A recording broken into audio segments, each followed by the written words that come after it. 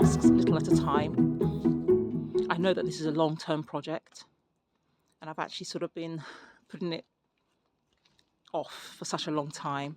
But as you can see, the place is a total mess. There's no other way to put it. But at the same time, in order to create a better area where it will bring as much joy, if not more, than it has done in the past, I am having to dismantle some of the old stuff that has brought such joy and food in abundance. I'm forever grateful. But now it's time, absolutely, to bring in the change. The ground area here used to be immaculate in terms of the small pebbles. But as I bring you closer, you can see that the pebbles over time are covered in compost, just debris that has broken down, plant life that has broken down over time. I had a mesh cloth underneath, or a weed suppressant cloth underneath there, a membrane, and the soil has just built up over time, over the years, and has allowed for this area that was once an immaculate pebble area to now be covered in nature, of course. But I'm just trying to bring a little bit of formality back into this area, and so I just want to keep showing you to remind you of what it's looking like, and hopefully when I'm able to bring you the finished product or the finished transformation, I hope you will absolutely agree that it would have been worth all the effort. So I'm just going to continue. This is going to just be, as I've said, days and weeks and possibly months of effort here. Absolutely it will be. And so I'm just going to continue on the project, but certainly, please continue joining me. I'm going to now, at this moment, I think, try and remove some of the unwanted plants in this area here. Although this is a very much wanted plant. It's a thistle. Can you see? It's a thistle. It's just that it's in the wrong place. And I've often said that weeds are beautiful flowers. It's just that they are categorized as weeds if they just happen to be growing in places that they're not wanted. But it's a beautiful wildflower. I'm going to see if I can dig it out and relocate it, to be honest. But in the meantime, I'm just going to continue at this moment digging up the pebbles, sifting them so that the soil is separated, and then the pebbles I'm going to relocate into the dumpy bags. That's what I'm going to be continuing to do for now.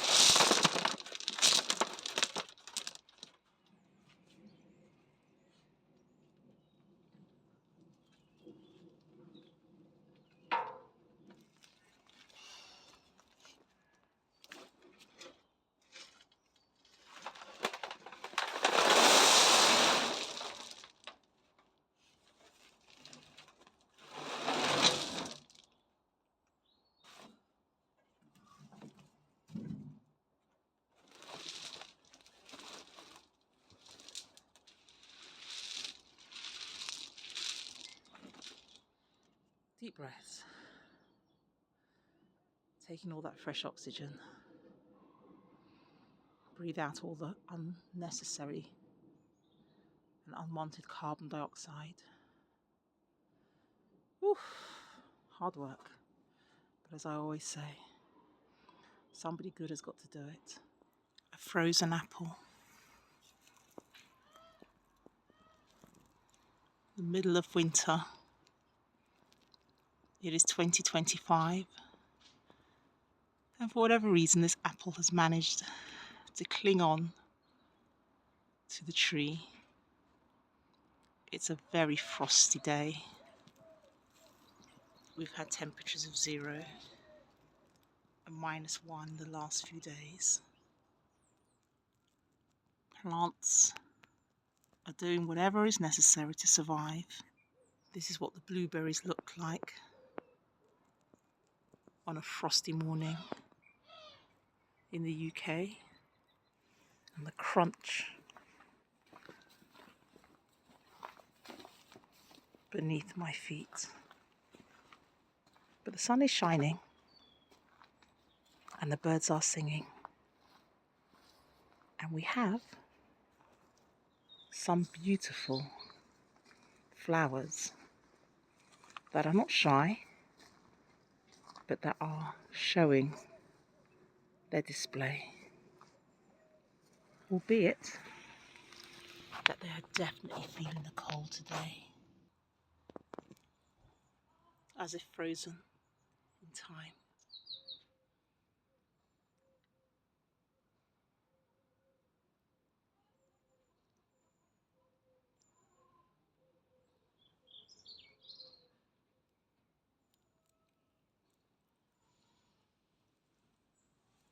Peeking through the frozen soil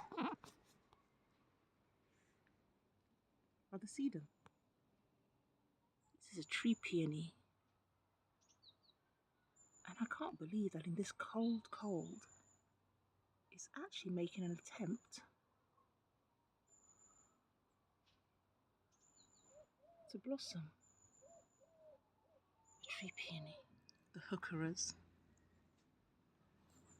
They look very frosted, don't they? Quite literally. As if somebody's put a dusting of icing on them.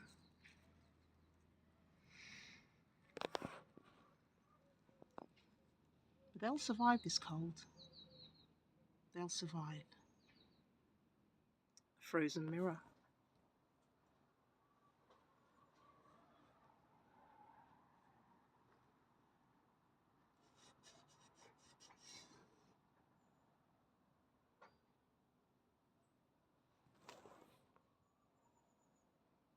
The laurel. Coated in frost too. It's a cold day, but it is a sunny day. And I'm sure before too long, the frost will be gone. The old gate.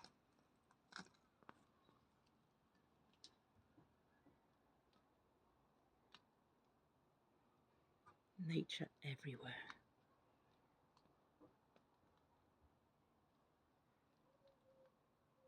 The old gate.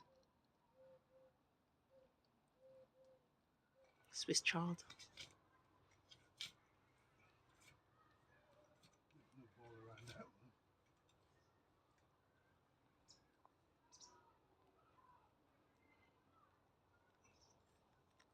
It's the fennel.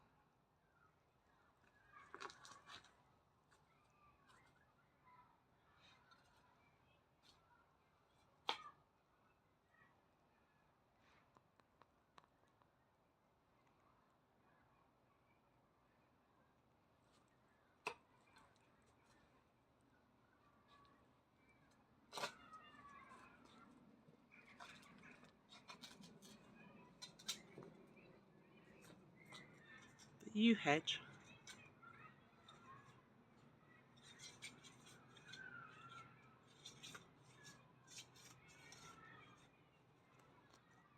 And the pond. The pond is frozen.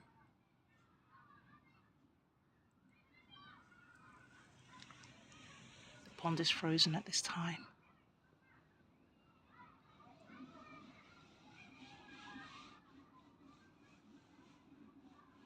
As if to mark the end of a season.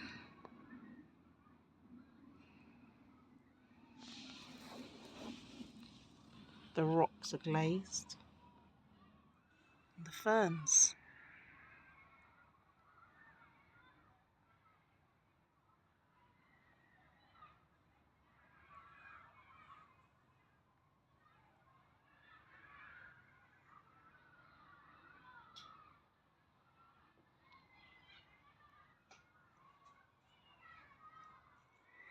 The phormium, New Zealand flax.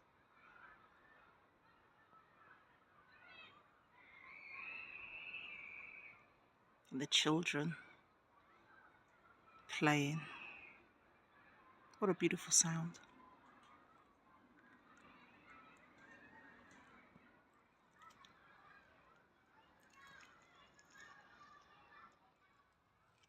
An old trunk, a tree trunk, the Sarcococca.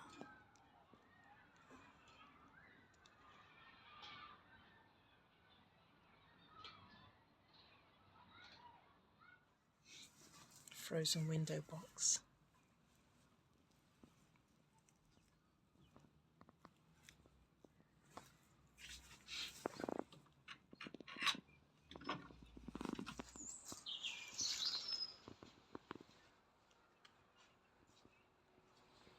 The moss,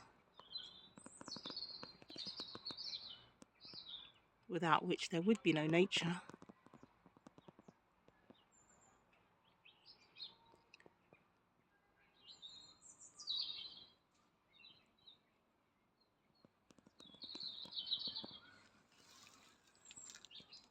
It's taken over our table.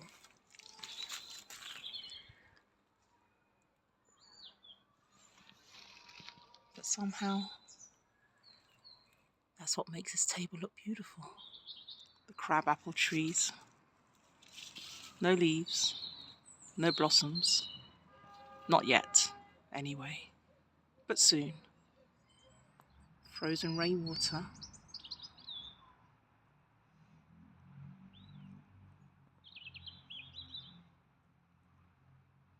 In an old terracotta. Wild strawberries.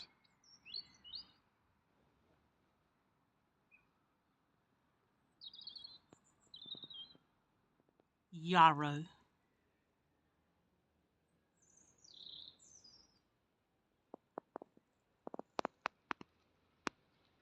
Almost lost underneath the fallen leaves.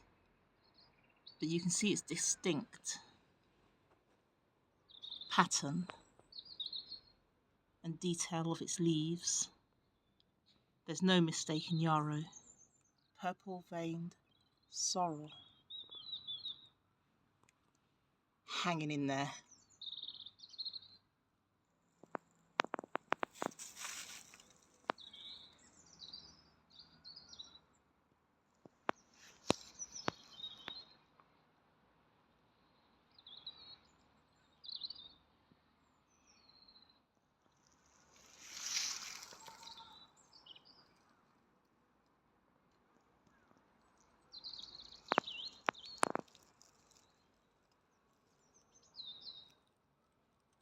Some red clover and a variety of different sedum, partially covered with winter leaves, evidence that when the conditions are right, the sedum will make their magnificent display again. Agapanthus.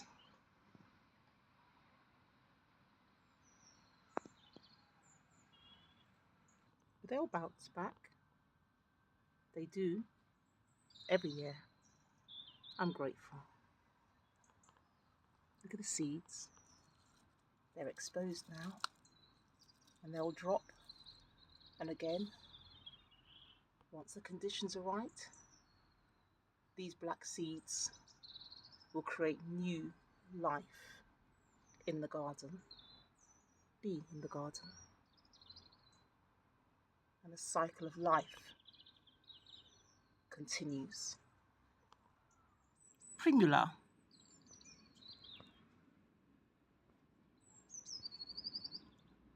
The perfect sign that life continues even when it looks as if there's nothing. There's always life. Gratitude that even in the winter, nature can provide us with the joys of this beautiful flower. Okay, so I thought I'd just show you what is happening in the garden winter, but I need to get back to that project of sorting out my raised garden beds. So thank you for staying tuned, and I need to get back to the hard work now. All right then, I hope you're keeping well. As always, I trust you're well. I certainly am, and I wish everybody wellness, joy, happiness, health, healing. Back to my job. Well, it's not really a job. Back to my joy, the garden, preparing the raised beds. Thank you for continuing to watch.